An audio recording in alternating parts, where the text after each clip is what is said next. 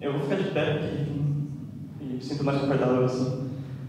Em primeiro lugar, é uma honra estar aqui. Eu estou aqui desde a primeira semana de biblioteconomia. Não a que o Milanese participou, obviamente, mas desde 2005 eu estou aqui. E, obviamente, não como palestrante. Na primeira eu estava com vocês aí, apenas observando todo mundo. E desde a segunda, tentando organizar. Nessa aqui eu dei uma subidinha aí, mas a galera conseguiu fazer uma coisa até melhor que se eu tivesse juntos.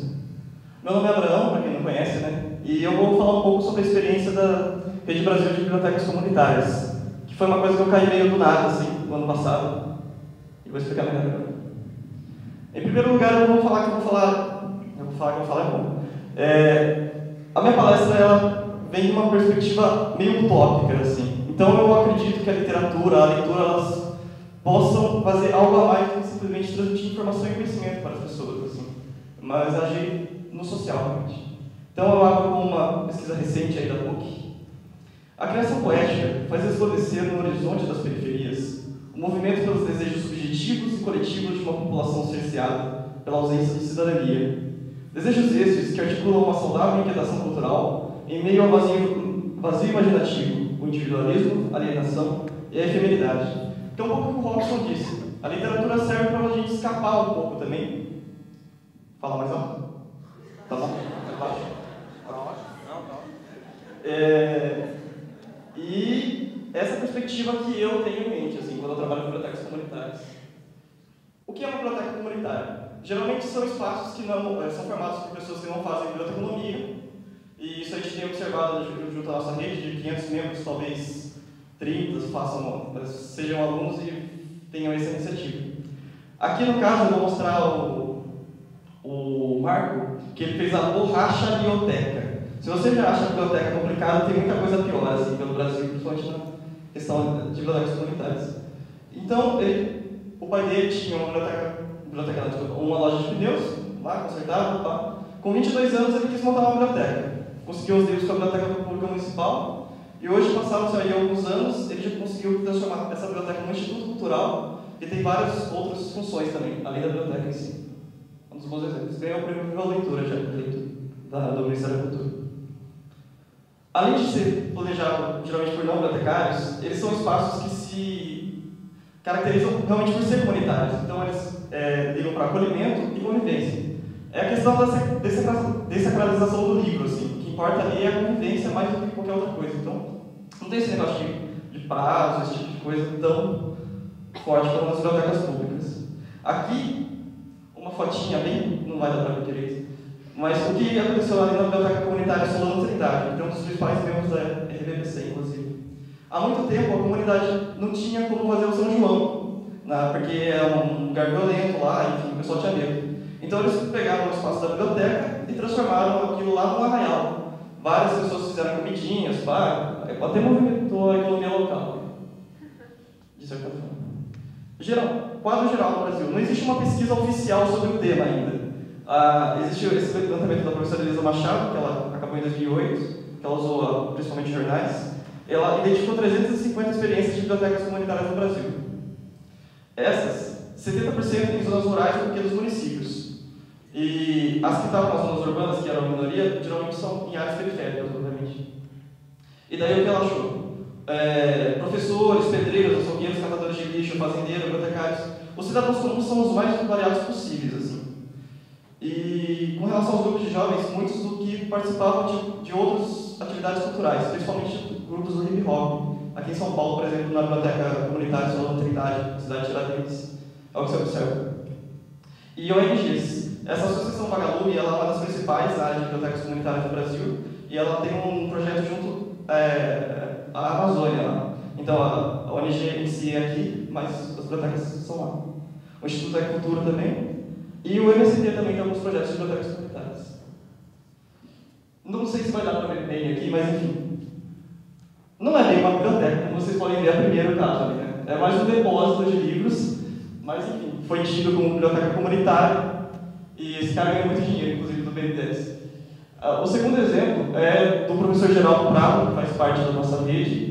É um exemplo de biblioteca comunitária na Bahia, ele está ajudando agora que se aposentou, acho que ele vai ter mais tempo, inclusive, para lá. E várias atividades relativas à comunidade. planejado agora. Essa biblioteca comunitária de Poços de Caldas não parece biblioteca comunitária, mas é. E foi uma parceria que o fazendeiro do local fez junto a uma instituição, se não me engano, nórdica, e eles conseguiram o apoio. É uma possibilidade, se você tem articulação política, você consegue várias coisas.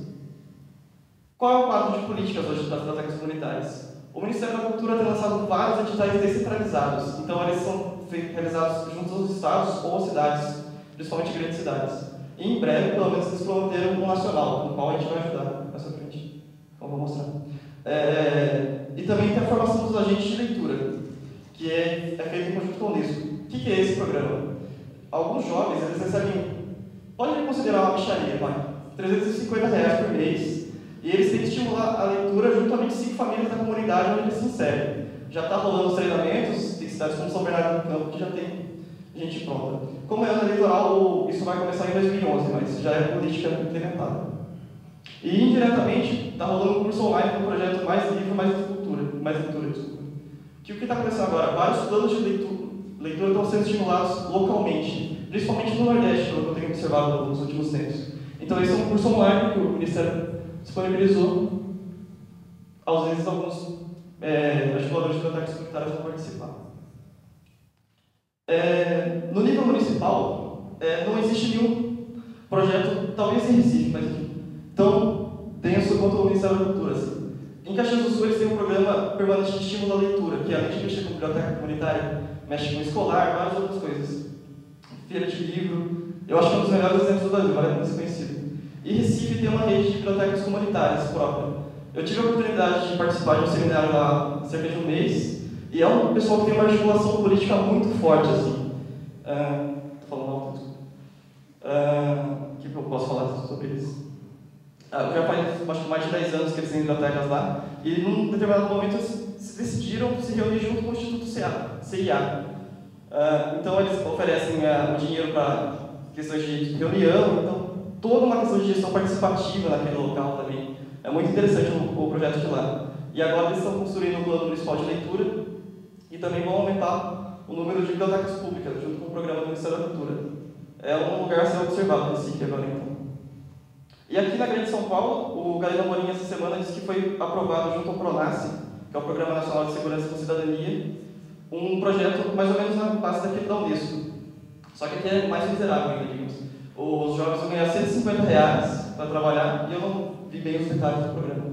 Mas pode ajudar também. Só para mostrar um pouco da rede em si. Talvez eu não conheça. Legal. Enfim, a rede é isso.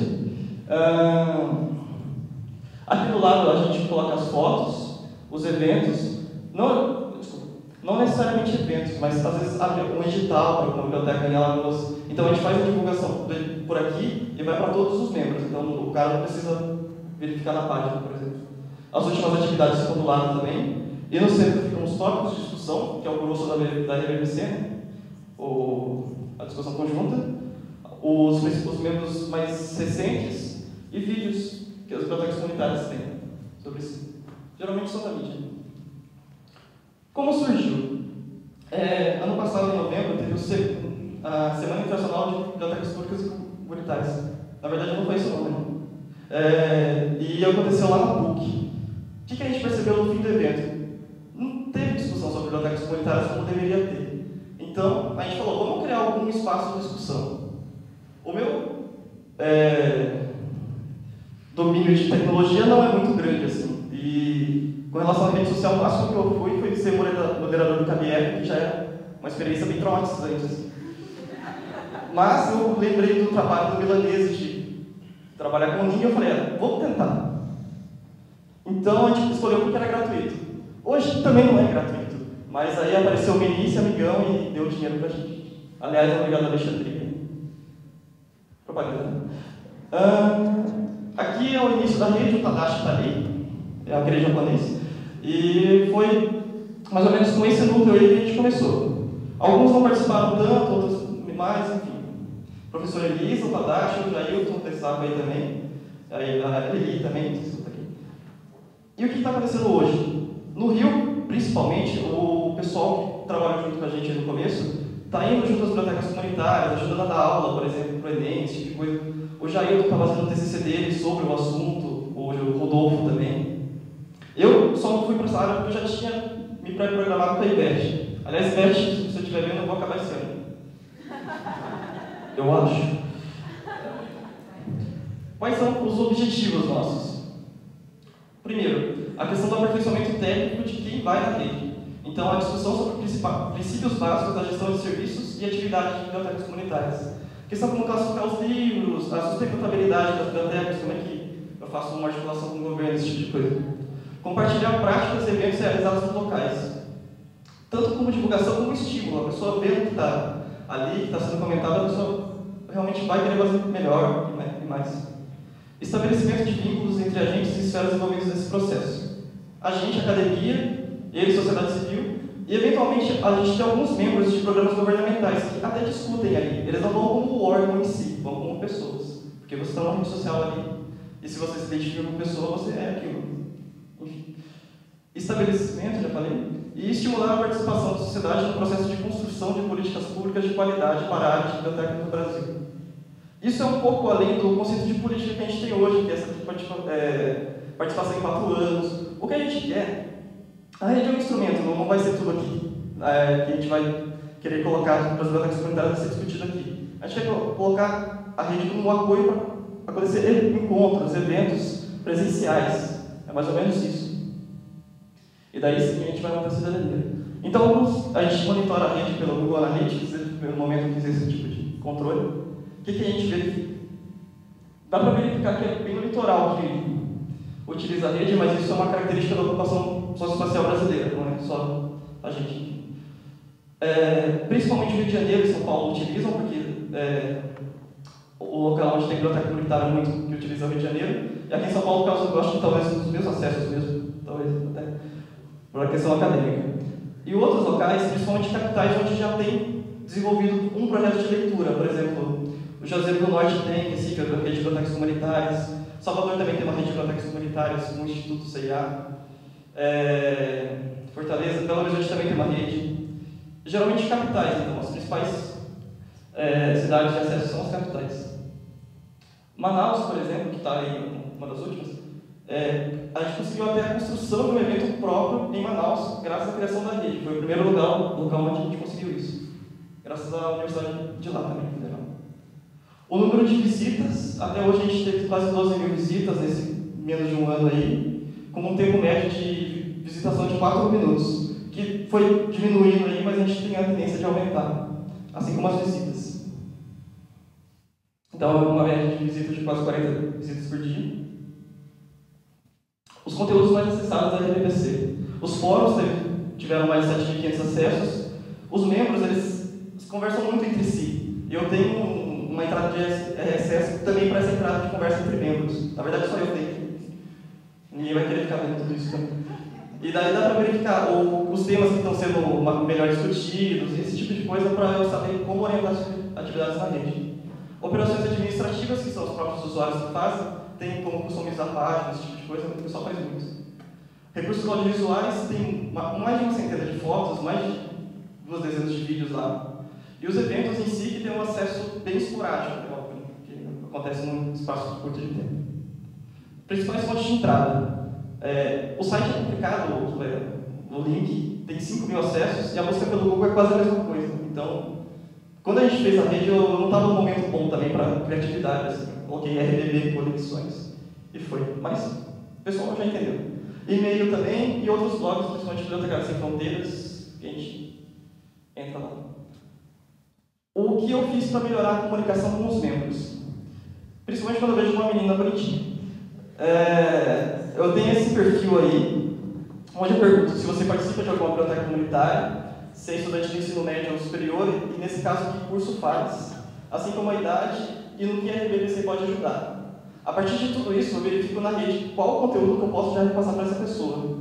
Então, eu repasso os links, eu não exagero muito para não passar tudo de uma vez só, 2 ou 3 já está ótimo. E nesse caso, ela fazia parte de uma cidade que eu sabia que tinha outros projetos. Mostrei para ela, ela não sabia, e está dando tudo certo. Ela é de Portugal, em Rondônia. Já estou acabando. Então, quais são as perspectivas para o futuro dessa rede, então? Ontem, aos 45 do segundo tempo, eu achei uma tese na rede, uma dissertação, na verdade, na Universidade Autônoma do México, onde essa pessoa que é bibliotecária, ela tentou entender um pouco qual o impacto da sociedade em rede no fazer bibliotecário. O que ele disse é que a gente tem que começar a criar redes próprias de divulgação dos nossos conhecimentos para esse tipo de público, para ter um feedback também. Não é uma questão só de fazer isso em eventos, por exemplo. Continuamos com isso, mas se a gente tem essa possibilidade, por que não? E essa rede, por exemplo, o custo dela é R$300 por ano. E dá para fazer N coisas assim. Eu não vou ler porque está em espanhol e eu sou erro só de vez em quando. Perspectivas para o futuro da RBPC. Um projeto que eu destaco muito é o Ler para Crer da Universidade Federal do Ceará.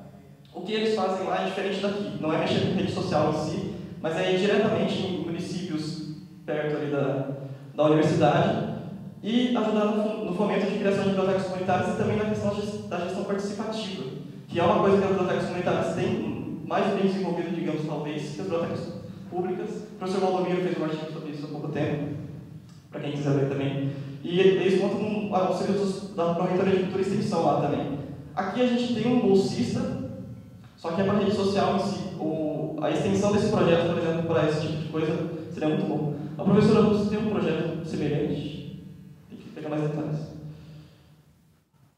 O que deve ser feito, então? Elaboração de materiais próprios de apoio aos membros. E daí o que seria isso? Eu tenho um livro aqui que talvez nem os professores tenham, que é o Serviço de Bibliotecas Públicas para os Pobres. Algumas coisas assim. Aqui ele dá várias ideias, esse é um livro de 2010 ainda. Isso não.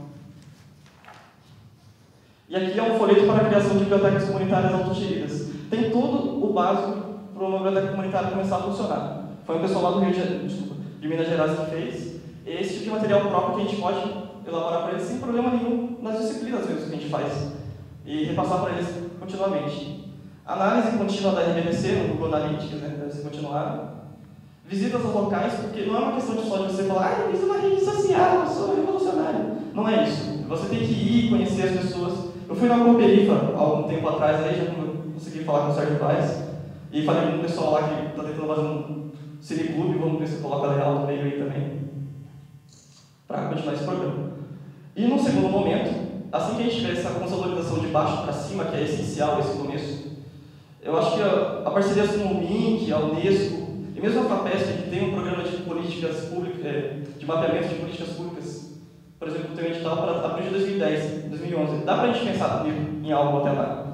E não somente a biblioteconomia USP, mas instituições que trabalham com o conceito de informática comunitária, por exemplo, que é uma coisa que a gente trabalha um pouco na RBPC, esse ideário, e tem instituições em Campinas, Paraíba. Já estou fazendo um mapeamento disso. Só vou tomar uma frase. Eu quero encerrar com uma frase do Sérgio Vaz, que, enfim, é o que eu quero que vocês sejam a partir de agora. É preciso sugar da arte um novo tipo de artista, o artista cidadão. Aquele que na sua arte não revoluciona o mundo, mas também não compactua com a mediocridade que visibiliza um povo desprovido de oportunidades. Um artista a serviço da comunidade, do país, que, armado de verdade, por si só, exercita a revolução. Então é isso.